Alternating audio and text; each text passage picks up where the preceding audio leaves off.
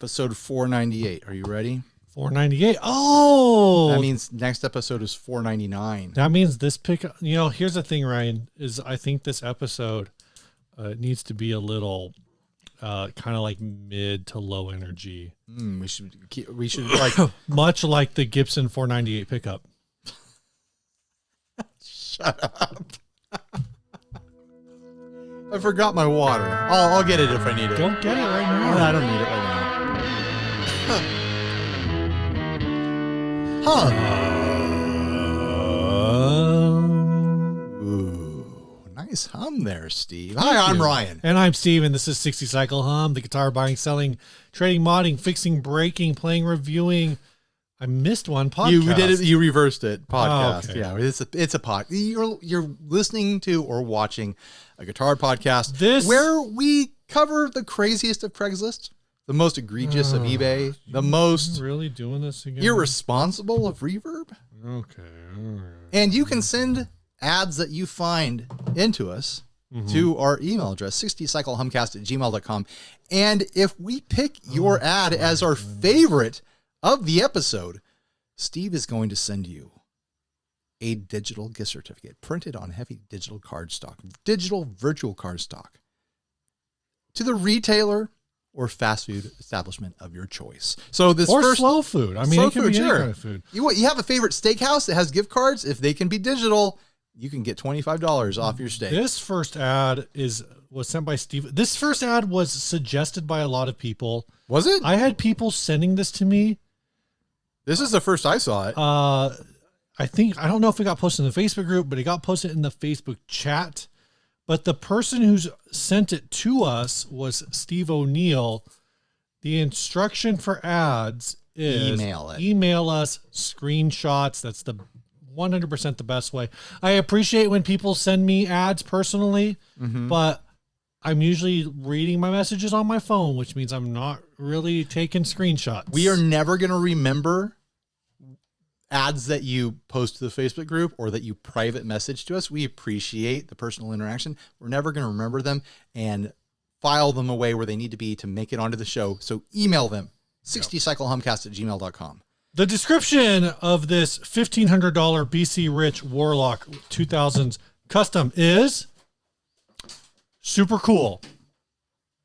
That's it. Just the words super and cool. So let me describe this to you. This is a oak of sorts. It's got acorns. It's got leaves. It's got other kinds of leaves that aren't oak leaves. I got the water. I thought the description would be longer. It's got two BC Rich pickups and a wraparound tailpiece. It's got an eye. It has an eyeball watching you from the middle. It's got... It looks like it has various nuts. 1, 2, 3, 4. There are 4 feet in the pictures. The various Oh my gosh, pictures, the toes. 4 feet. There's a face. There's a face in the back. On the back. I didn't know there was a face. Wait, this is a good face. The eye is in the back of the tree head? Steve's mind is blown right now. I think this is really cool. They want $1,500 for it. It's carved out of what should be, a $300 guitar at best. At best. I know BC Riches are harder to come by now, so we're seeing, some of these lower models go for more. I've never actually seen this. This is not a BC Rich bronze Warlock. This is a bronze by BC Rich. Right. This started out as a super cheap one. But this wood carving, it is beautiful. It is whimsical. It is full of detail. They completely committed to the concept. The concept is otherworldly. It's fairy tale. It's mysterious. What are they called? Ents? They're like the tree creatures are ents. Entish. It's entish. Maybe Swamp Things. You've seen this is like Swamp Thing's cousin. Degent guitars. This is a Dent guitar. I was gonna say this is Swamp Thing's cousin, Forest Thing. I don't know if I want to buy this for $1,500 because its bones are at best $300 guitar. I want to hire this guy to work for me if I had a guitar company. I'd be like, I'm going to send you bodies. You're going to do more of this, and we're going to sell $2,500 guitars. That's what I'm looking at here, because this is fantastic. I love this. I'm looking at these, assuming that the person listing this was the maker of this. I'm looking at his or her, we don't know, tools. We've got some Glad Cling and Seal. This person keeps a clean workspace, by the way. They do. Like that. This, you can't see it. This table is nowhere near as clean as this They've got a situation here. Starbucks cup. They got some. Is that Milwaukee? Are those Milwaukee? Yeah, they're a Milwaukee builder here. We've got some tinfoil. I don't know what's going on. I'm just naming things. Yeah, I don't know what your goal here is, Steve. That face on the back though is so great. It's so spooky and otherworldly, and it's like, it belongs in like a themed exposition. I don't know if that's the right word. A theme? Like say that there was like a guitar show and it's like custom guitars built by master builders, and this year the challenge is to make Lord of the Rings guitars. This would be like King of the Forest. I love the J.R.R.R.R.R.R. Tolkien estate will sue you if you call That's it a lot of R's. Good Lord of the Rings Guitar Expo. Right. King of the Spheres is what it would be called. I love all the leaf work, but then I extra love that the two forward-facing horns are tree branches. Yeah, that's a cool touch. There's so many cool touches here. It's wild to me that all of this work was done and then it just plopped back in the original hardware. Right. The coloring of it is fantastic. The clear coating is a little hard to tell with the light. It looks like it might be a little bit gloopy. It's thick. It's a little thicker than it needs to be. Or maybe it's just not, it would be a pain in the ass to get a clean polish on this. It looks like, it kind of looks like, White or Great Wolf Lodge. Sure. But here's the thing. It fits the look. Yeah. The only detraction I will say for this is the fact that they did nothing with the headstock. Sure. That's my one detractor. I am still looking at this as an application for employment, and I'm saying you're hired. I don't have this fictional guitar company that I'm going to hire you for, but if I wish I did, I think if I was to punch this up a little bit, yeah, give it a little zhuzh. I would make at least the iris of the eye, put like a doll eye in there, make it dimensional, get like a puppet eye, like a glass eye sort of thing, like give it that realism, Like I want to see this person tackle different elements. I want to see this tree int guitar. I want to see a lava monster guitar. I want to see an ice king guitar. I want to see different takes on the same vibe, because this is cool. I'd be interested in seeing. I like what you're saying with the eye. There is depth in this. Like there is carved in. But imagine if it was that extra layer of like, oh my gosh, there's a real eye looking at me, and it kind of shifts with the light. You know what I mean? I feel like that could kind of make it like break the. You're probably right. Break the flow, because like this is all a very specific artistic vision, and then to have that one thing in there might kind of. It would have to be done. Break that up. Absolutely perfect for it to work. But as it is right now, I love it. I think this is fantastic. It's not a $1,500 guitar. I am sorry, but it is $1,500 worth of work. Like, good job. Yeah. Good job. Now do this same thing on like a BC Rich Platinum Series guitar. No. We might be talking 1,500. I'm saying this guy should partner up with the builder. Find someone who builds necks. Have them source you with the body. Grover Jackson. Do a Grover Jackson style thing, or like there's go like the Warmouth route. Get a nice body made out of a nice piece of wood, and then source a neck for it. I think adding a builder into it. I don't know if this guy's a guitar builder. He's obviously a wood carver. Yeah. But adding a notable guitar builder into the mix who's going to make sure the neck is, perfect, I see. and making sure all the hardware is desirable. And, this person doesn't even have to they can do the coloring, but they don't have to do the clear coating. Leave it to a guitar finishing professional. I think that would take it to the next level. So that's kind of my hot take on that. How many times do you want to take this guitar to the limit, Ryan? Oh, one more time. One more time. Always one That's more time, Steve. You got anything else to say about this one? I don't. It's easy to slam dunk cool guitars because it's like it's great. I think people like thought we were going to trash this. I think people really wanted to hear us trash this. No. But now that and in the instantaneous, like it was sent to me and I looked at it for like 10 seconds, I was like, oh wow, this is really dumb. Like conceptually, I don't know like how much of a whatever person dreamed this up do you have to be like, I've dreamed this up and I'm going to put it on a guitar. But the craftsmanship is there. When I first saw it, my first glance, I was like, oh, this is going to be like a stoner guitar. And then the more I looked at it, it's like, no, this is like a wild fantasy guitar. Yeah. And I love this. And it's just really, really well done. Just complete execution. They maintained the shape and the spirit of the original guitar throughout. For sure. Like I don't give scores, but I'd give this a really high score as far as a guitar modification and a guitar carving. I feel like this has to be in our top 10 of all carved up guitars that we've seen on the show. I would give this a pretty good score. I don't think it's quite a 5 out of 7. But, not a perfect score. But it's it's nearing that. Got to save it for those PRS Tigers. Yeah. All right. I hope this person does more. I hope they find out about this podcast and they hear our kind words and they do more of this because I admire it. I'm not really sure how to pitch it, Steve. Housekeeping this week. You want me to do it? Yeah, why don't you do it this time? I'll do it. I usually do it. Guys, you can do it. It takes money to run this show. There's things we have to buy. There's services we have to pay for.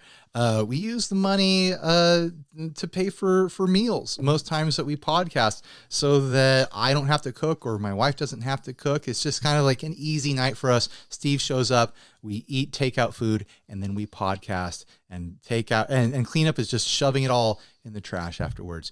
It takes money to make all that happen, and the Patreons provide that money.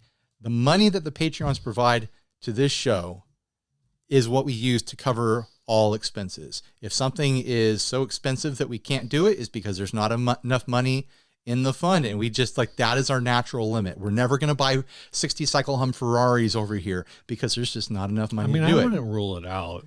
If it ever becomes possible, we're going to get matching Ferraris with vanity plates. Yeah. Mine's going to say 60CH Ryan, and you're going to have to shorten your name. Mine's going to say 60CH. Mine's going to say STVE. Mine's going to say OTHRGY. GUY. OTH. Other guy. OTHRGY. Other guy. Maybe mine would say Mr. Hum. Mine. Oh, no. The point is, you guys aren't sending us enough money to have matching 60 cycle hum vehicles with vanity plates, let alone Ferraris. Like we would settle for Geos. Like 30-year-old Geos with vanity plates. And we're not even making that much money, but the money that is coming in is making this all possible. So we are eternally grateful to all the Patreons. Your names are going to scroll at the end of this episode. There's some more fun content coming up that is Patreon funded. Today, I bought a $60 guitar off of Amazon. Ooh. With Patreon funds. So that's going to be a Patreon funded video. Is that going to come out before this episode? I have a feeling after. Okay, good. Yeah, absolutely. Because that'd be funny if it came out before. Today, a week and a half ago when we recorded this, you know how time works, right? You realize this is pre-recorded. So anyways, check out the Patreon link down below. Consider it a tip for all the entertainment that we've given you over the years. And we'll continue to give you for probably the rest of our lives until we die. And speaking of folks who support this show, hopefully until we die, This episode is brought to you by Chase Bliss. Yeah, it is. This is the Thermae. This is a pedal that is still in production. Still making it. It's a delay pedal, but it's not just any normal delay pedal. You can treat it like a normal delay pedal. It's also a phase shifter. It's got 2 knobs on there that allow you to assign different pitch modulations. 6 knobs on here. Let me finish, Steve. Oh, okay. It's got 2 knobs, that one and right there, that allow you to assign different pitch modulations to your repeats that are applied to your repeats at different intervals with these switches. So you could have your repeat go up 2 octaves and then be interrupted and go down a fifth. And then because like the intervals are all mixed and funny, it just randomizes and feels glitchy and weird and chorusy. Like we often say, every Chase Bliss pedal is also a chorus. Like this is a freaky chorus, but it's also a fully functional normal delay pedal if you want it to be.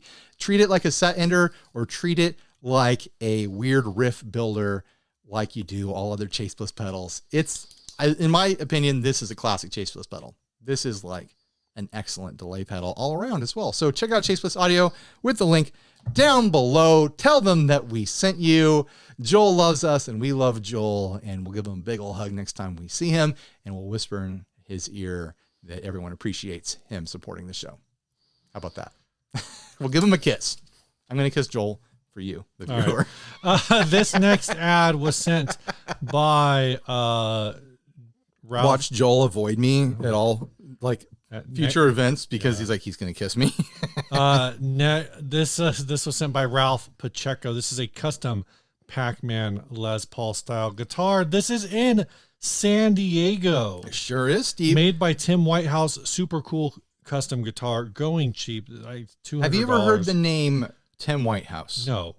Apparently, this guy's a San Diego dude, and I have a bunch of screen grabs in here illustrating that. So this guitar itself, this was listed for $200, and then I found another listing for it from our friends over at Moe's Guitars. If my thing loads here, I see it for a 1999 custom. It looks like the same guitar, and it was $700. Yeah. And then I've got screen grabs from various parts of his web presence, and he has this bass guitar that also sold on Reverb that looks really cool. He has a very light web presence. He has like an old blog that only has 1 post on it, but then he's also got stuff like this, like those 12-string basses. You search for, there he is. There's this guy, Tim Whitehouse. Also, he's a photographer, like professionally. I get that is his profession. So he's got all this industrial industry photos, and then he also has all these guitar photos, and it looks like he's worked for Taylor because he has a crap ton of Taylor photographs. Yeah. So this guy is like a local dude who like is also building guitars and working within the industry by way of Taylor and other things. And like, but let's just talk about this guitar. This guitar is wild. Well, real quick, to your point, I'm reading, folks, you can go to the Imager link, find the screen grab of Tim Whitehouse's blog. It says Tim Whitehouse specializes in photography services in support of engineering and marketing since 1970, with experience in aerospace and computer industry since 2003. Photography and video production in the music industry in the areas of popular music performance, theater, and large-scale musical instrument manufacturing and marketing. He has a lot of concert photo stuff too. So that's, like you're talking about these, all of these various pictures of Taylor's, that makes a lot of sense. And his photographs look top-notch professional. Yeah. Like he is a legit photographer. And I mean that from an industry commercial video perspective. Like this guy's doing the real work. No, here. these definitely look like they could be the photos that you see blown up on the Taylor banners at NAMM. Right, but not even like look at the industry stuff. Like he's got like planes and studios. And, and all this industrial hardware and stuff like that. So anyways, this guitar that is listed for $200 though is super wacky. Now that we've pumped this guy up so much, it's got some design choices. Let's trash his guitar. Were you the one who called it Pac Man? No, that's what it says on the custom thing. Pac Man style. Yeah, Custom Pac Man LP Les Paul style guitar. Like, it looks like a totally competent build. It's just a really wacky shape. I wouldn't blink if I saw this on the stage with Devo. Yeah. This is, Devo has that cloud guitar. This is in that kind of vein. That is in that vibe. What did Mose call it? The same thing, I think. It just says Tim Whitehouse 1999 custom. So I think the Pac-Man identity, though it definitely gives you some big Pac-Man vibes. Well, it's like Pac-Man and his conjoined twin. Yeah, it's like Pac-Man, and turns out Mrs. Pac-Man, it's like it's a gender choice, because it turns out Pac-Man replicates asexually, and that's what's happening here. Okay, he splits he splits. Yeah. And so like Pac-Man, like basically like all, what's that called scientifically? All Pac people, it's called asexual replication. Ah, okay. Mitosis. There you go. Steve, you're the scientist. That should have been very embarrassing. For you to not have that on the tip of your tongue. Yes, I'm always thinking about mitosis. Why aren't you, Steve? You grow proteins and stuff. Yeah. I also spend a lot of time thinking about the Roman Empire. Is that an old meme yet? That's an old meme now. Well, maybe it came back. I don't know. But I think this is the right guitar for the right. I mean, it's beautiful. It is weirdly beautiful. It's like, but it's also jarring. But there's something so fascinating about that. Look at the way the binding is just perfect in that little armpit there. Like this is it's a weird shape but perfect execution, you know? Yeah, exactly.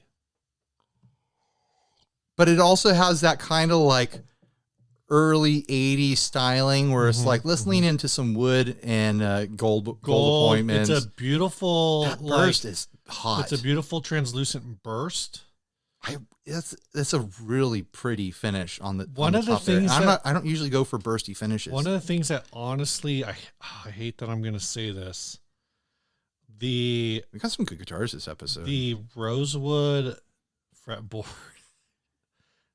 looks out of place to me. It does, like, a this little is bit begging for ebony, but it's like there's something weirdly rustic about the rosewood with the matching poker chip also being rosewood, right? Gives it like a 70s vibe. That's what I'm like, that early 80s where it's like still 70s looks, but it is the 80s. Like, and the headstock is really different, and it has almost a summer camp vibe with the logo, because it's White House carved into this little chunk of wood going across. I like this headstock. I don't dislike it at all. It's just, it all works together. Like, this whole thing works together.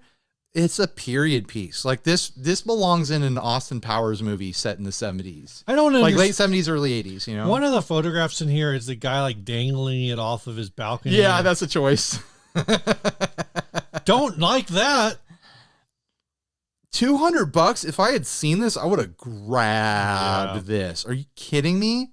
That is a wall hanger conversation piece if it doesn't play like good at all. But I bet it does, because his build looks super clean. Like, it's wonky, it's weird, it is eclectic, it is eccentric, but the build looks legit.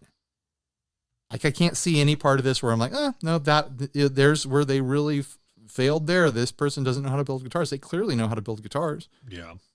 They just have a different take on them. I wonder if at some point he, except this one, the one, they're calling it a 1999 custom. Wow. Unless that's like not the year it was made, because I think he says it could just be his style, you know, like. It says he started building electric guitars. It sounds like in 2003. So I don't know if this was made before then. It looks like such a period piece. It all kind of makes me wonder if like maybe he took an interest and pitched his photography services to Taylor and was like, how about you don't pay me for the first round? How about you teach me? Like trading photo services. I like this headcanon, Steve. For some teachable moments. But then these 12-string basses look fully modern, and like these this came from a website that was like a list of all base builders, and I have a feeling these are the sorts of bases you find. Oh my gosh!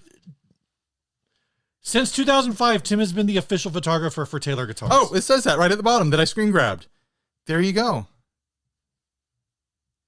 But these look like bases that someone would pay. You know, they're one of these like $15,000 bases or something like that. Like the details are there. Have you ever played a 12-string bass? Yes. I played that Hamer. Remember we used to jam at Clam of God, and there was that blind guy who had a 12-string Hamer. Super weird. Like it's like, you know how you can fret an A chord with one finger? Yeah. It's like that, but with each string. Right. It's super weird. But like it's got a sound. It definitely has a sound to it. Man, you missed out on this, man. It was on OfferUp for $200. It could have been yours. I'm wondering if someone bought it off of OfferUp and then they sold it through Moe's. Someone snatched it up and now they're flipping it through Moe's. Maybe Moe's bought it, or maybe Moe's is the older listing. I don't know. Yeah, it's hard to say. And it's not hard to say. You said it, but I'm saying it's right. We don't know. Is this even the same guitar? Check the grain, man. Check the grain. That's what I'm looking at, but I'm also looking for damage because the one in the OfferUp ad has damage. Okay, I'll pull up the OfferUp ad. You have that one open. Okay, let's check this knot. I think it's the same. Look at oh that yeah, shape it's right definitely there. the same. Exact same. We fingerprinted it, guys. It is the exact same guitar. So we just bought this. Need to know which one came first. $200. I would have the OfferUp or the Moe's. I wonder how much it weighs.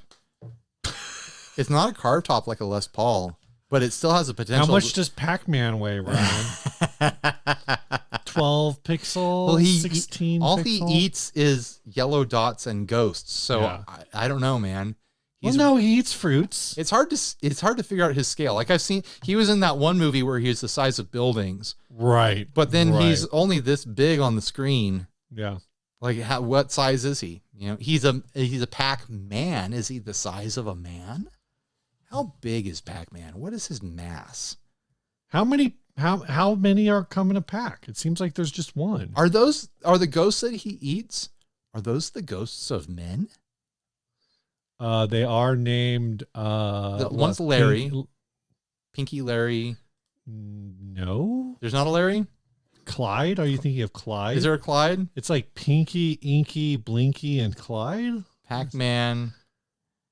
There's definitely not a Larry. Ghost names. What if there's totally a Larry? Blinky, Pinky, Inky, and Clyde. Steve is right. What name did I say? Larry. I thought there was a Larry. You thinking of the Three Stooges? Maybe. You know, Zeppo, Curly, and Mo, and Larry. Shut up. I don't remember the order. Harpo. Maybe we should try to be friends with this dude. How do we find him? Through our mutual contacts at Taylor Guitars, obviously. We know people at Taylor. We should have him come here and take Let's pictures. You know what? Let me call Bob. All right. Bring, bring. Hey, Bob Taylor. Yeah, it's me, Ryan. You know me. We talk all the time. Hey, I want to meet your photographer. He makes some weird guitars. Yeah, they're weird, right? Yeah. How much does the Pac Man weigh? No way. I never would have guessed. Okay. You call me back later. I know you're busy right now. Bob. Hey, Bob. Bob, it's your cousin. It's your cousin Marv. No, Marv Taylor. You know that new look you've been looking for? All right, dude. You got anything new for us this week? I don't think I do. Do you have anything new? We are registered for NAMM. We are registered for NAMM. We are registered for NAMM. And we thought they were going to charge us money, and then they didn't. Did you reach out to them? I guess we both reached out to them, and then they... Did we both complain? And well, no, I reached out through their website because they did the thing with the NAMM CEO where he talked about working with influencers. Yeah. So I just said, hey, you guys want to work with us? And they didn't respond. And then you reached out. Well, I was like so pumped after watching that. I was like, oh, they really want to work with influencers. I want to check this. Let's check out the situation. Maybe they've got all sorts of perks for us, or maybe they want to give us special treatment because we're so special and important. Yeah. And then I went through the application process for the NAMM show. registration. And I got to the end and it's like, oh, they just want to charge us all money. Like it landed on a thing to like, and we've always gone to NAMM for free on media badges. Media badges are always free. Mm-hmm. If you are a legitimate media outlet, like we are apparently, like media badges have always been free. So it's like my heart sank. And I was like, oh, they only want a lot of influencers there because they want to charge us money to be there. So then I wrote them and I was like, hey, what's the deal with media badges? I saw that this is trying to charge me. Our media badge is going to cost money this year. And they didn't respond to me. But then like 6 days later, we got a fresh email that said, hey, influencers and media people, click this link. And like, it was the same application that I filled out before, but it didn't end in us getting charged. And it's the same way they did it last year. So maybe your email triggered something. Maybe it didn't. We don't know. I don't know. It'd be, I don't know. Like I will say I haven't seen or heard of any perks or any sort of special treatment or any sort of extra infrastructure that they have for us as creatives. So we'll see. He was talking big talk about, trying to help us out. We'll see. I will put out there that for the guitar space, we might be the biggest independent consistent guitar coverage of NAMM. You're putting a lot of criteria out there. The biggest, that's a claim. That's a big claim. But then you're complicating it with independent. Independent. Okay, there's a lot of independent YouTubers and creators, but then do they really consistent. Consistent is the big one. Is the one where you're really narrowing it down. Yeah. That is providing guitar coverage, because we go there specifically for guitar coverage. We're not there to interview people. We're not there to smooth. Well, I'm saying like celebrities. I'm saying like if we did interviews or whatever, but I'm saying we go there every year. We take pictures. We report back to the people. Steve is trying to pump us up as something bigger than we are. It's like it makes sense that we go. It makes sense that we should be there. Think about it. It's like it's last year. Like last year. Premier Guitar, us, Delicious Audio. Who else is?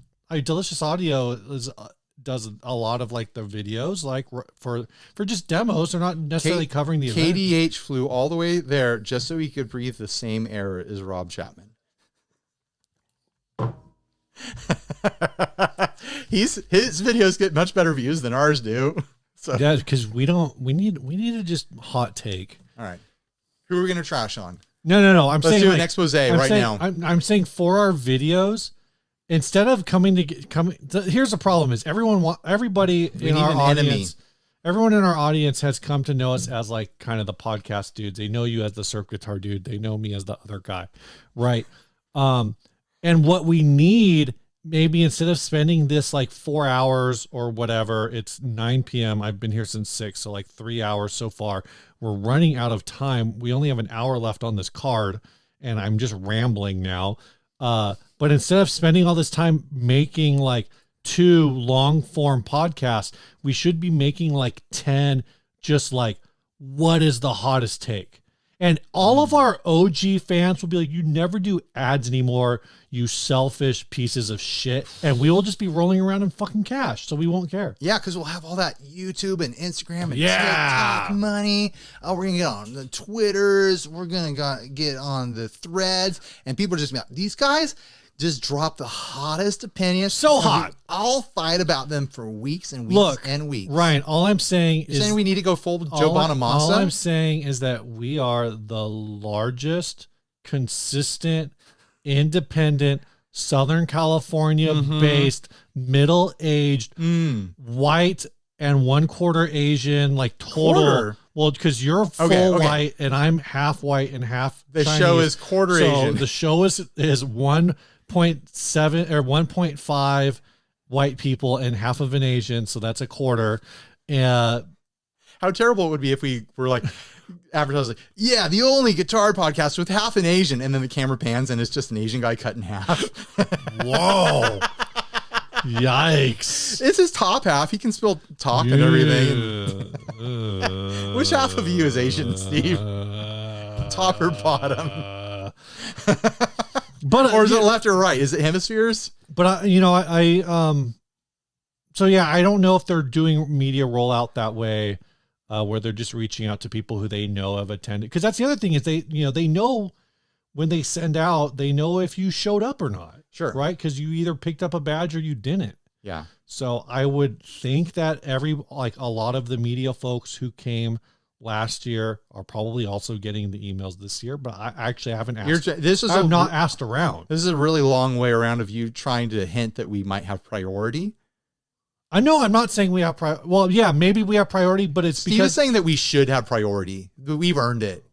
I'm saying that we've been there before. What are we doing right now? What is this? This is our what's new. We're going to NAMM. We're going to NAMM. We're going to NAMM. Hey guys, it's October. We're letting you know, just in case you're worried, we are going to NAMM. NAMM's in 3 months. Next year. NAMM's in 3 months. Yeah, it's 3. No one cares about it right now in October. Why are we're the only ones who care about it right now. We need to secure lodging. Yeah, our friend sounds like they're going to get an Airbnb also, and we'll join on. We should have talked about in the Patreon. It's an hour and a half away from us, Steve. Patreon helps pay for the things that we do. Yes, Patreon is going to cover our way to NAMM. You got anything else new? I don't, Steve. You're right. See, that's why I've been carrying. I thought you were gearing up to drop a hot take. Give me your hot take. Give me a hot take. Give me something that we can clip out and put it on the grams, put it on the TikToks. Put it on the Twitters. I want you to say something that is going to make Elon Musk gasp. Like, I mean, if I wanted to, oh, that was about to get political. Let me think. What's a hot gear take? What's a hot? It doesn't have to be gear. It could be entertainment, music. What's a hot? It could be music take. What's a hot entertainment? Do you have any opinions about Taylor Swift's new boyfriend? Yeah, he's freaking good at football. I thought she was married.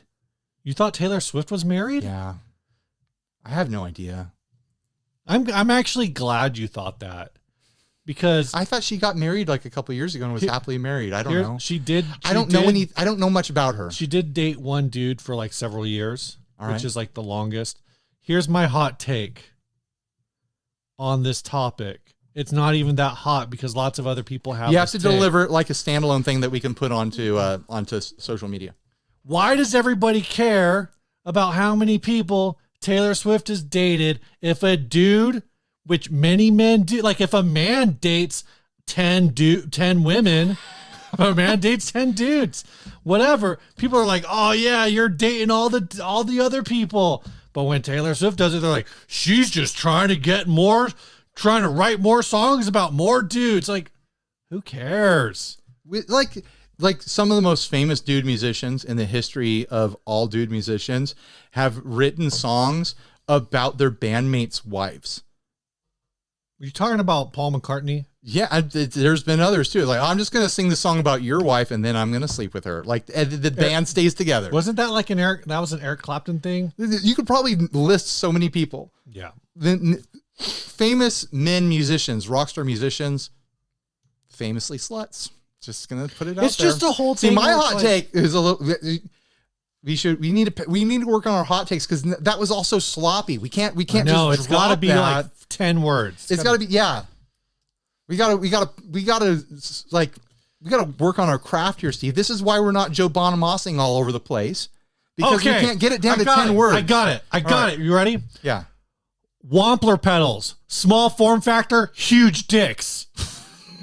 like not like jerks, like those guys are like Richard and Brian. It's still not good. Still not good. Richard. That's his joke.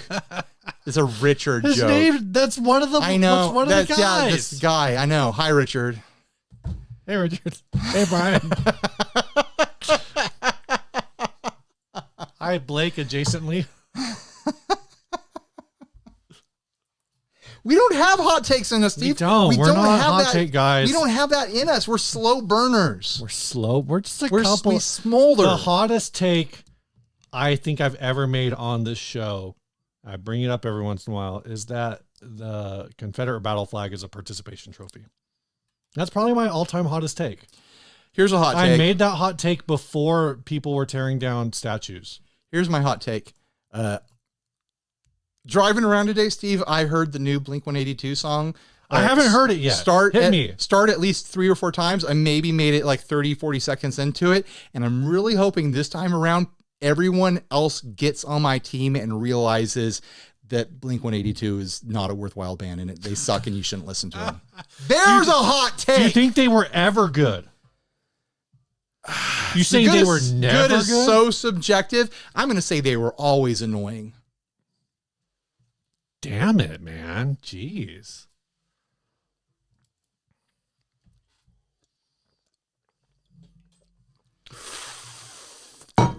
Suck it. All right, I guess that's everything we have. That was the what's new, right? That was the what's new. This episode is brought to you by String Joy, crafted in Nashville, Tennessee, played on stages worldwide. Hopefully not trying to bring on Blink-182 as a signature artist. If they can't handle the opinion of a middle-aged man from San Diego, then what are they even doing with their lives? String Joy strings are crafted one at a time by Nashville musicians who know that great art is made with great tools. And you know what? Blink-182, I live like 10 minutes away from Poway, where you guys came from. Dude, it takes 10 minutes just to get from the freeway exit into Poway. 15 minutes. Poway blows. Poway does kind of Poway sucks. And if you're in Poway right now, I am not apologizing. Blink-182 sucks because they came from somewhere that sucks and is so milquetoast. Can we get through the ad? Middle class white bread. Hey, hold on. Ryan, hold on. If you want to check out String Joy strings, you can get the Oops All G set. Mira Mesa represent. You can get the All D's. Oops All D's. Oops All D's set from String Joy. Head on over. Use the link below so they know we sent you. And when you check out, use code HUM to get 10% off. I remember. Okay, we're out of the ad now. We're out of the ad. I'm just gonna say a thing. Say it. Thank you, String Joy. I remember when, leading up to when you purchased this home. That your mom really thought you should move to Poway because Poway Unified School District had a reputation at the time for being a good school district. It's a well-funded school district because of the way, because there's rich people there. Because of the way California school districts are funded by property taxes. Like Blink-182, you're listening to punk rock that came from a rich neighborhood. Yeah.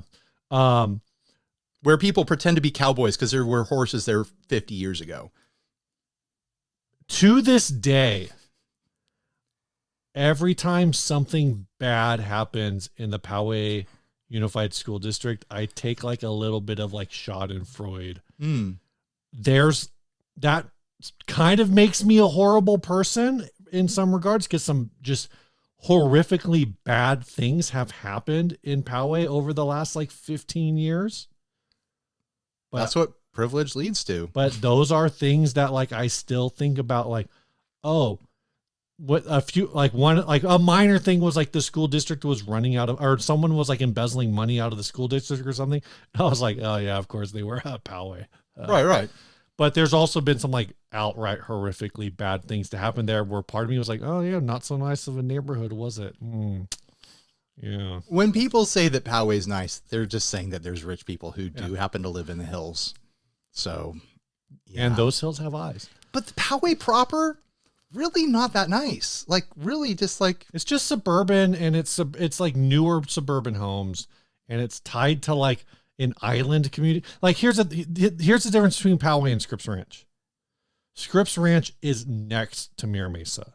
It's also next to Poway. Poway's not next to really... But it's not. Like, it kind of is, but it's not. Like, Poway's not next to anything. It's next to Rancho Bernardo. Well, that's true. But Rancho Bernardo's also kind of like... Poway is like richer Poway. I mean, Rancho Bernardo's like... We're geography podcasting. Yeah! We made it. Yeah! I mean, Poway's also kind of like up against Penasquitos and... Everything is next to something, Steve. Yeah, that's true. But like Poway... Poway has an isolated feel because it's like... built around this little valley. Like I kind said, of you thing. get off the 15 on Poway Road, and you literally have to drive like 5 miles to get to Poway after you get off the freeway. It's isolated. I'm trying to think of what's nice about Poway, and I'm having trouble. The old Poway train station park is cool. Yeah, I guess a cool that's spot. fun that you can drive the little train that goes around the hamburger restaurant that's really not very good. It's fine. It's good enough. That's all right. It's good enough after you've been riding around on a train for half an hour. A train that maybe has a 1/4-mile track. Yeah, it's fun though. The train's It's historical and it's fun. It's a neat little thing that they have there. The train is probably the most charming part of Poway. Ryan. And Blink 182 came from this privileged, boring, milquetoast, middle-class place. Ryan. Yes. Are pedal boards worth it? Are pedal boards worth it? Are pedal boards worth it? That's a good topic, Stephen. That is a topic that was suggested by Matt Good. Matt Good. He says, are pedal boards like pedal train, etc., actually a rip? When you can either build your own out of wood specific to your pedals or just place them on the floor stage if you haven't got too many. How many is not too many? Like, I feel like if I have 3 pedals, I'm putting together a board. Yeah. If I have 2 pedals, it's like, why am I even getting on stage? You know, am I even taking this seriously? No, like if you have a tuner. If you have 2 pedals, one of those pedals could just be a headstock tuner. Probably, right? If you have a tuner and say like a dirt pedal to give you a boost or something like that, yeah, sure. You're still getting. Are you running batteries? I guess you might be running 9 volts in that situation. I've run a daisy chain without a pedal board. It's kind of annoying. That's kind of annoying. Like if you're gonna do 2 pedals, 9 volts, but you can't do that with a delay because a delay will chew up a 9 volt so fast it'll piss you off. Like when I got my first delay, I was still using 9 volt batteries and everything. I didn't have a daisy chain yet. Hold on. DOD tape echo. That's what I had. FX96, I think. Yeah, that sounds about right. I bought it from a keyboard player. That also makes sense. Cheryl Cooper. Oh yeah, you know Cheryl. I know her kids. You know her kids. I know Cheryl, the woman, the mother. The baker of cheesecakes. Excellent cheesecakes. Okay. Yeah. Keyboard player, and she sold me her FX 96, I think it was. Mm-hmm. Excellent delay pedal. Wish I'd kept it. I didn't know what I had when I had it, but it just chewed through 9 volts like crazy, which was not fun for a poor teenager that did not like spending $2 on a 9 volt battery every time it got sucked dry. There's just a convenience to pedal boards. Like I think 3 pedals is really where like you should consider it. Yeah. Because daisy chaining stuff on a stage and it starts getting dragged around, and now you're playing setup and tear down in between in between bands and stuff like that. No one appreciates that. They want to see you grab your pedal board and get off the stage. Get off the freaking stage. As far as buying or making pedal boards, I've done both. Steve, you've done both too, I've done right? both. Yeah, I think it's good to do both. Yeah. My first substantial big pedal board, I built that. It took a lot of work, and it was it worked, but it was pretty ugly. Was that big? Like, I built it out of rotten wood from my backyard. Was that one that you did like the full on like custom case style thing? Yeah, with like the brass handles and stuff. Yeah, I remember that one. Yeah, Lauren uses it as a footrest under her desk. Oh, I was going to ask if you still had it. I do. But it's probably not convenient to go show it off. No, it's not at all. It's not at all. Right now. I'll put a picture up. Yeah. Editing Ryan's going to hate me for that. I'll put a picture of it. It's Editing Ryan. It's sitting on the floor behind you right now. Take a picture. Editing Ryan. Do you have your attention? Take a picture of your old pedal board. Is underneath Lauren's desk. It's right behind you right now. Do you need to put a clap right here to remind you? Because I speed run the episodes when I edit them. Like it's just, I'm gonna be pissed editing Ryan. Okay, so one of my first pedal boards, I don't know if it might have been my very first pedal board. I tried to just I bought pegboard from like Home Depot. And I just like cut it with like a saw to fit inside of a suitcase. You were big on the suitcase pedal boards. And I was trying to do the suitcase thing, and I would just zip tie all the pedals down. That was not a great idea. The thing is about home built ones, if it's your first go with a pedal board, there's a lot of details you're going to miss because there are actual functional elements to a pedal board that make a lot of sense that you can't plan for if you've never had a pedal board before. And I think we both ran into that. Well, there's some very simple functional elements. How are you going to mount your pedals? Are you choosing Velcro or are you going to do zip ties or are you going to do some sort of other weird system or something like that? You have to have a surface that can accept Velcro. Right. And that can also pass cables because you want to pass cables underneath. Is there space to pass cables underneath without the board itself resting on top of cables? Well, a lot of people do the flat board thing. Yeah, you can do it on, you can top load it, but then you have a power supply that's taking up space on the top of your pedal board. Is that acceptable to you? Are you fine with the mess of cables? Because these things, unless you pay big money for the power cables that you can cut to length, these power cables come in somewhat inconvenient lengths if you want to have a tidy board on top of your pedal board. Steve is grabbing one of my cheap things that I got off of Amazon. I think things like this, I think this was like, I want to say under 20 bucks. Yeah. Like this is a really simple way to start. It has a little bit of a place here to tuck some power. I've got this K-line power brick here. Just barely. It just barely clears the rubber legs there. That's pretty tight, but it would work. I have another power supply here that I don't want you to touch. That one's thicker. Most of them are thick. This one happens to be thinner and it fits under things like this. That is convenient. It is very convenient to have your pedal board and your power kind of this is going to join fit together. 1, 2, 3, 4 pedals pretty easily. 4 standard size pedals. I could get 5 on there, no sweat. 5, and you get into mini pedals and stuff like that. You fit more. Fit like 10. Another big thing, like the pedal board that I made was a big wooden case with a lid that clamped on the side with brass hardware and stuff like that. You did one that you tucked into a vintage suitcase. Yeah. It is more important than you realize to have a casing system, a carrying system. You're going to hate your life if you're just carrying around a pedal board from gig to gig, loading it out of your car. So, and you need something to protect it. You need something to hide it away in. You need something so you can put it on a shelf or put it in your closet and you just don't have exposed pedals. So I don't know how much, if there's a gig bag that they make that fits this, but what I can tell you is I still have a small pedal board that actually will fit into a backpack, but I got really lucky with that one. If you just think like, oh, I'm going to buy this thing and I'll just go find a briefcase or whatever to fit it in, it's going to be a search because you're going to put that in there. And if it's bouncing around all over the place because it's not specifically designed for that, it kind of sucks. Yeah. So I can really, having done it all, having built my own and been like, oh, I spent almost no money on this. I've spent a couple hours of my life or whatever.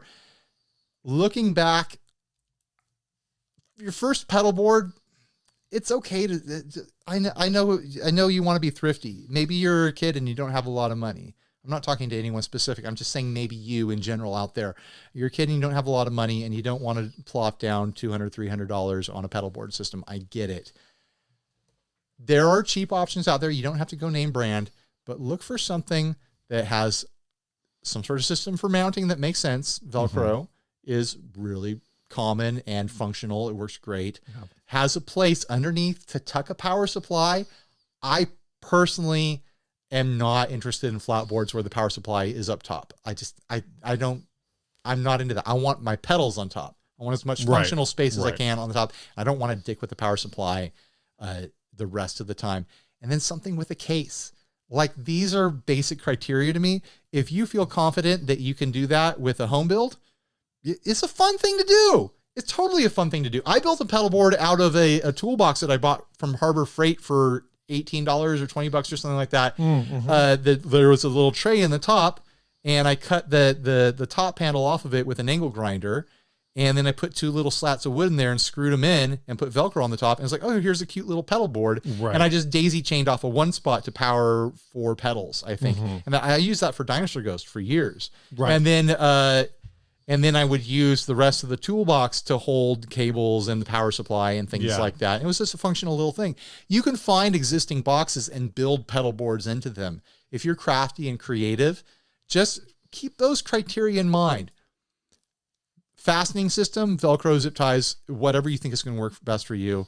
Somewhere to tuck a power supply and a case. Like if you can cover that, then you're golden. I think for the most part, we're kind of like mostly past the age of like the boutique, like very expensive, like $700, $800, $900 pedal boards. Partially because I don't know that anyone's like really making like a wooden version of like a Pedal Train Pro sized board anymore. That scene did seem to like go, if it's still out there, it's kind of more underground now. Yeah. Because for a while it was like, I want to have that. I want to have that fine mahogany or what were the hot woods? Like I want to have a zebra wood pedal board. Yeah. I think aside from Pedal Train, I mean, our buddy Salvage Custom was doing that whole thing. He was part of that whole scene. I think West Coast is still in business. I think Trailer Trash is still in business. I don't. Beyond that, I know there's some people who are making. I mean, Creation is still around, but they have changed what they do, right? You know? And I think Creation is the one. Like, if you go into at least any of the pedal board groups or any of the guitar groups that like we frequent, and you say like, "Hey, I'm looking for a good," if you say like, "I'm looking for a good American-made pedal board," which I don't know if that should really be a criteria, but if it is for you, that's fine. Sure. I think you're going to get Pedal Train. I think you're going to get.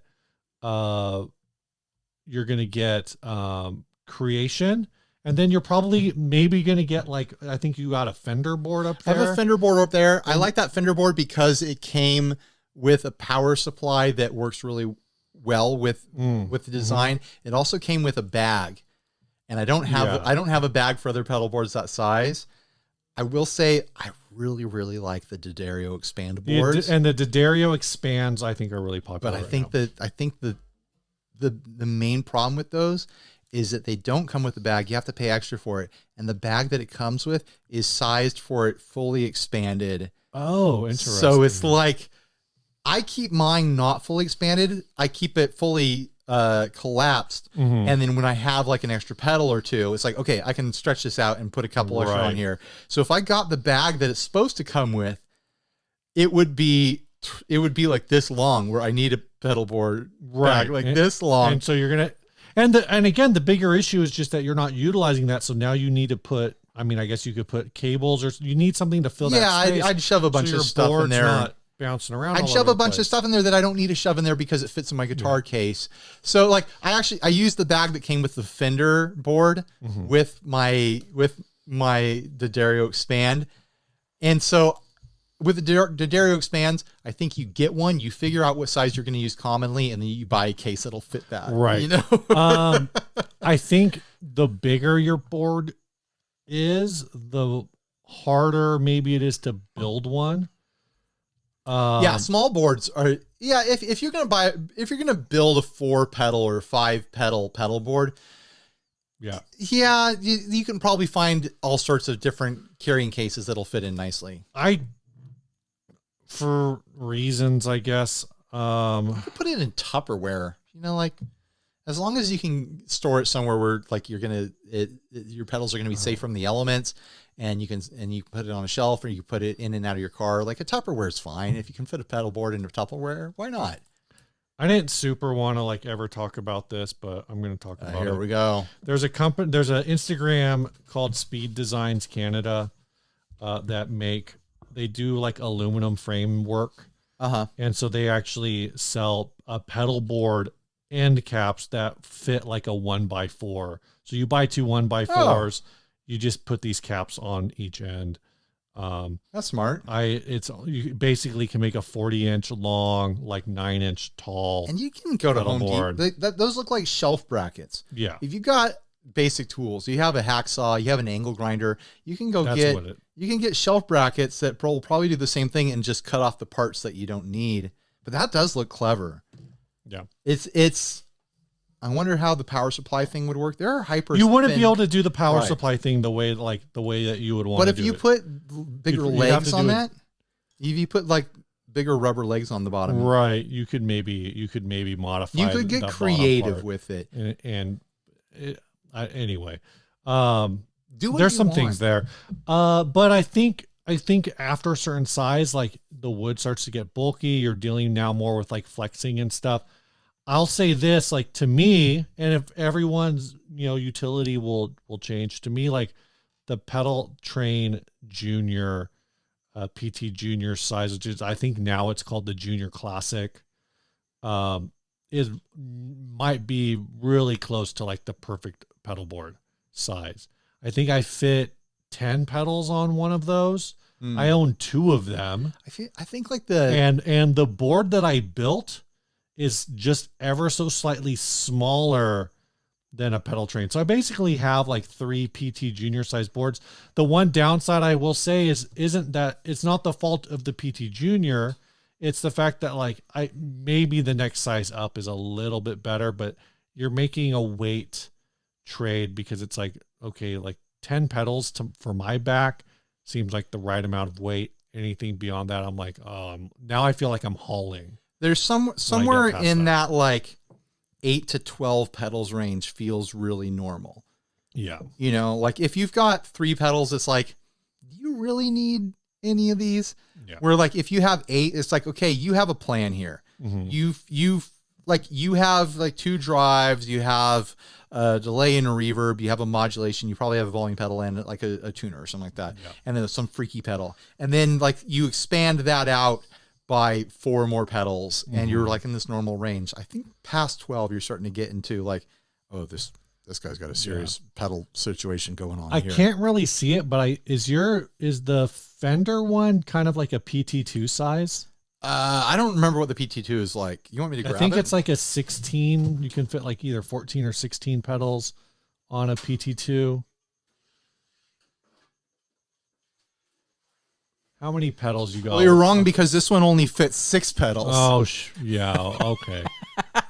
This would fit 12 pedals. So that's maybe like 12 normal size pedals. Maybe a little bit smaller than a Pedal Train 2. Here's the thing. I owned a Pedal Train Pro. Do you remember when I had a Pedal Train Pro? I would show up to church with like 22 pedals. Was that the one that had the giant steel plate welded to the bottom of it? Yeah. And it weighed like 60 pounds. Yeah, for some dumb reason. Dumb. It was really dumb. It was so dumb. Like the previous owner welded a hinge on it with a giant steel plate to the bottom. Like a pedal train is made out of aluminum. They're supposed to be super light until you've loaded them up with crybabies and stuff like that. But this person had put a bottom on it with the steel plate that was so heavy. They did that, I think, because they were putting like more pedals underneath that were just like always ons. And I think I don't know. There was a bunch of stuff going. Can we admit something right now? What's that? Guitar players are fucking stupid. Is that the hot take? That's my hot take of this. Are you like, think about the things that we do. Think about the ads that like the weird guitars that we look at on this show, like then the dumb things that we do, the creative things that both of us have done, the dumb creative things that we've done just to do dumb things. Like we're anything but playing music, right? We'll just do dumb stuff to our personal possessions because it's fun. It is fun. It's fun. It's fun. It's fun to have something where you can make, it's fun to have something in your life where you can make mistakes and you can wreck something and you can do things that you're not supposed to do. And then you're like, well, I guess I'll just do it all again. I'll do something else, like I love it. I love how stupid and how unimportant this all is. It really is. So to summarize, 3 pedals, you need a pedal board. Get whatever. If you want to make your own pedal board, that's fine. Personally, for me, I'm not great with wood. Like my IKEA, the 2 pedal boards I made. If you have 3 pedals, it's going to turn into 4 and then it's going to be 5 before might as well get a pedal board. The boards I made were made with like IKEA parts. Right. So I could like do a couple things. Actually, one of them is slanted. I don't remember. How did I do that? Legs? Rubber legs? I must have done. I don't remember. I don't remember why There's it's all slanted. kinds of parts out there that you can get from Amazon or Home Depot. Or Well, no, Lowe's it was or- all from an IKEA board. Yeah. So You whatever get it the from all IKEA shelf IKEA. must have had Yeah. slats, or maybe I just cut an angle. I don't remember. But there's ways to do things like that. Actually used to be like a running joke, like a lot at the beginning of kind of, because like that's the other thing is like 15 years ago, pedal boards were just kind of like it was just Pedal Train, Voodoo Labs, I guess, Gator, SKB. Well, Pedal boards were when I like, started playing, like the only pedal boards I ever saw when I was a teenager in the 90s were the molded plastic Boss. my very first pedal board, you're right. My actual very first pedal board, the Dan Electro food pedal case, And if that you held like 5 pedals. and like touring pedal boards, like that musicians used. Total mystery. No, they were all like Custom jobs Yeah. made by like mysterious roadies out there that like some of them were wild. Like people would make an entirely new enclosure and gut out all the pedals Yeah. and drill holes and like mount them inside of a thing. So Mm-hmm. they're all inside one thing. And it's all like, it was voodoo. And it was like Yeah. it was reptile dentistry and surgery and stuff like that to get like all these pedals consistently in the same space and powered on the same power so they could drop it onto a touring stage Yeah. and have it be Yeah. consistent. Like there wasn't this whole industry of pedal boards the way that we have now when I was a teen in the 90s. And if it was, I didn't see any of it. I would even say like if you're at home, like, and you know, What did we because do we're back talking then? about this for like stage use. Right. Like definitely for stage use. I think if you're playing live and you're using more than like 3 pedals, please, like everyone there will love you if you can just get your stuff on and off the stage quickly. Getting on and off the stage quickly is such a huge deal. But what I was going to say is even for like home, like right now at home, I've got a 4 pedal board that's just oops all rats. And I've got another pedal board. And I need to like pull some stuff out, but it's nice. It's like an organizational tool that I have these 4 pedal boards at home. That sounds ridiculous to say out loud, but it serves as a bit of an organizational tool that like, if I know like, okay, like I'm definitely going to want like these 3 or 4 pedals in a group all the time, or most of the time I can just put those there and leave it there. And then if you want to run stuff on the floor before or after, you need to run a long patch cable because you want to see how a certain pedal is going to sound in between these 2 pedals. Like, yeah, just go for it. Like make a mess, but having that stuff there is going to like, I think at least for me, it helps like declutter my head to just not have pedals, especially like if you're using patch cables to connect them all, like to have it like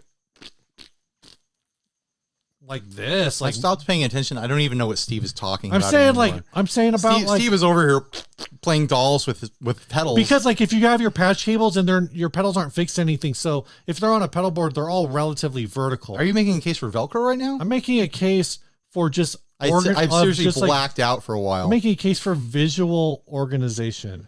All right. That your pedals can all just be vertical and you see them and they're not just like Okay. kinked all over the place in right. your bedroom or whatever. Your music And no kinky studio. pedals in the bedroom. Yeah, that's right. I think we did this topic to death. It's dead. We solved it. We're never talking about pedal boards again until the next time we talk about pedal and boards. we forgot about how recently we talked about them. This last ad. It's called custom guitar, which means it's gonna be ass. Is it? Usually when it's called a custom guitar, it's ass. Custom one-off guitar was an old project that never got quite finished. I was never able to get it wired properly. It would be great for the parts, or would probably be a cool project to finish. Features CNC'd walnut body with the urethane finish, Strat neck with Grover tuners, Floyd Rose, Seymour Duncan Invader humbucker. Never been played because I never figured out the wiring. This is a heavy guitar. Yeah, no kidding. But this was listed 4 weeks ago in Troy, Ohio. Did we say that this was sent to us by RJ Robertson? This sold for $200. somebody out there owns this right now.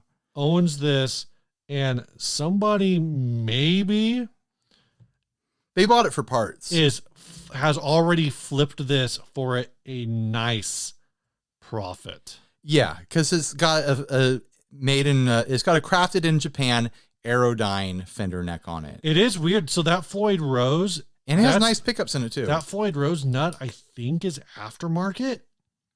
I don't think the Aerodynes, unless they made a Floyd Rose model. You might be right. But the pickup set in here looks like a Seymour Duncan Invader and a Seymour Duncan Hot Rail. Yeah. So that's like $150 in pickups, right? Someone saw the parts and they're like, I want to use those parts or I want to flip them. Yeah. There is some damage on the fender neck. You can see that there's a crack from the high E tuner. That might just be finish. I wouldn't trust that. There's a finish crack on the B, but there's a crack going through the wood on that high E. But the pickup. Oh, you see it from the back. Yeah, the pickup flip is real on this, or just wanting to buy this just to get the pickups. It's got Grover locking tuners in it. You could, if you stripped this entire thing down, you could get your $200 back pretty easily, I think. It's not about getting them. I don't think you get this to get your money back. I think you get this because you see the parts that you want. You're like, oh, I want those pickups. I want that neck. I want that bridge. Because the guitar body itself is like, it's an interesting project. It's an interesting woodworking thing. It's way too big. Oh yeah. And it's got a whole whopping 16 frets of access. It might as well be an acoustic guitar. With how long these horns are, there's no reason for it to have this fret access. Like this is insulting to the concept of fret access for a Strat neck. Yeah. Like this Strat neck screamed out from its soul as it was installed into this. No, this is not where I belong. Don't put me here. The body is so huge. Look at the size of the neck plate on the back picture. Like it is comically large. Why did they make a body this big? They didn't understand human scale at all. Is it just me, or is this shape like vaguely Rickenbacker? It is a little Rickish. I kind of see what they were going for there. It's like they saw Rickenbacker and they saw a BC Rich and they're like, that's what an electric guitar looks like. I'm going to make an electric guitar. I think there's also some like Ritter vibes in here. Sure. But like, it's like this wants to be a bass, but then someone's like, well, no, it's got to have a double cut. And here's the thing. The woodworking looks clean. Yeah, it's CNC'd. It should be clean. It should be like relatively clean. And all they probably had to do was go back through and sand the edges. They just scale it wrong for the CNC? Why did they commit a neck to it? Like this should be down like 40%. Yeah. If this was 40% smaller, it would start to make sense. What? This thing has to weigh 20, 30 pounds. Don't they say it's heavy? Yeah, it's a heavy guitar. No kidding. One of a kind. It's the size of a table. Well, an end table, I guess. What a waste of wood. Total. Some tree spent its entire life growing that wood, and it had to be this. It hurts my soul a little bit. At least they sold it at a price that made sense. Is a Floyd Rose special? Is that a real Floyd Rose? It's special, Steve. That means it's better than other Floyd Roses. I mean, like, is that like a Floyd Rose that people would want? I'm not a connoisseur of Floyd Roses. If Phil McKnight was here, he would know exactly the year it was made and what guitars it came on and stuff like that. And he would tell you all the pros and cons of that exact Floyd Rose. So everyone go over to Phil McKnight's channel and ask him. Go on Phil McKnight's live stream this Friday and super chat him and ask him, hey, Phil, Ryan and Steve want to know, is a Floyd Rose special, or is it not very special at all? Is it one of those things where they call it special, but it's not? Or is it legitimately special? It does. I'm looking at pictures, and it does look like there have been Floyd Rose Aerodynes. I'm not totally shocked. But they were chrome Floyds, so this might be a mismatch. Well, this person. Oh God, I hope that they didn't pull this off of an Aerodyne. I hope they got this neck as a part. Right. I hope they got it off of eBay as a neck. if they took this neck off of an Aerodyne and were like, well, I don't need the body anymore, I would be so pissed. Because there's very few black guitars that do the all black thing where I'm like, oh yeah, that's what I like. The Aerodynes just have that special something. The black ones, the new colored ones hit me funny. I don't know. I don't know what's going on with those. Like remember Jerry from Red Pony Claw? Yeah. He's got that Aerodyne bass. And yeah, those things are hot. If you're in the same room as it, you can't not look at it. Like it is just, it's got charisma. It's got the riz, guys. You get in the room with it, one of those all black Aerodynes, and it's like, who is that? Oh, did they come with someone? Who brought them? They Dude, came on their I have own? concerns about this. About the authenticity? No, I believe it's authentic. What is your concern, Steve? I think that might be a standard Aerodyne neck that somebody Floyded. Yeah. No, someone modded it. Because all of the Floyd Rose Aerodynes I'm seeing We don't have a good close-up photo of the Floyd nut. All of the Aerodyne necks I'm seeing online that came on Floyd Rose models have the locking nut and bar. Oh. Like the single bar tree. They don't have just a single string tree like this. This is so dusty. Is it possible that we're just not seeing the... No, you're right. No way. No. Well, like because you wouldn't have a string tree. Ooh, that hurts a little bit. This thing is, it's not seen. It's seen better days. It's not in great shape. It's got that crack at the high E. It needs some love, anyways. Let's just assume that nut was installed correctly. Yeah. I mean, this looks like a competent job. It looks like the string spacing is correct. It looks like the Floyd is installed correctly. It's just the guitar body is so wonky and huge. Yeah. Single string tree on that's a non-Floyd. Yeah. Sadness. Aerodynes are, like I said, Aerodynes are really cool. The basses are really cool. I think I've kind of grown out of them over time, but you like to see them. I'm probably not ever going to buy one for myself, but you like to see them. Yeah. Every time I see one, I just kind of wish like something about the way the knobs are on them. I used to think they were really cool. It's like seeing a limousine. Yeah, that's fair. Oh, wow, a limousine. I wonder who's in there. Is it someone who got married, or is it a head of state or something like that? Or like just an all like blacked out, like, sure. Like, when you see the all blacked out SUVs that are run by these livery services, like a limousine company, but it's like an SUV. And you're just like, that's cool. I would never want to own one. Yeah, it's not for me. I think that's where I used to love the Aerodyne. I really wanted an Aerodyne bass back in the day. And now when I look at them, they just look a little bit off. I could see you with an Aerodyne bass. Like I said, back in the day. Yeah. We got to do this AVC, man. Oh, this is a tough one. We've had a good couple of weeks of ads here, Steve. So we've got the Warlock, we've got the Whitehouse, and we've got this custom guitar. This is good. Can we eliminate this custom guitar? I feel like we can. How do you feel about that? My heart is with the Warlock. My heart's with the Warlock too, so... Congratulations. Steve O'Neill got it. He didn't get it last week. He got it this week. You guys can send as many ads as you want. In fact, we encourage it. You might win 2 weeks in a row. You might win. We've had that happen. Over and over and over again. You might never get your ad selected. If you are familiar with the show and you know what we like, then you have a better chance than most. But you might just get lucky. Look through your local Craigslist, you look through Reverb, look through Goodwill's a fun one, eBay. If you're window shopping for used stuff and you see something that you think we would enjoy talking about on the show, email it to us, 60cyclehomcast@gmail.com. If we pick it and you win best of 3 in an episode, that's pretty good odds. Best of 3, you're going to get a $25 digital gift certificate printed on heavy virtual cardstock and Steve is going to send it to you, to the retailer, fast food chain, steakhouse, surf or skate shop, snowboard shop. I don't know. Wherever you can find the digital gift card that you want, Steve will send it to you. And it will be for $25 as our way of saying thank you and congratulations for winning your spot in the annals of history.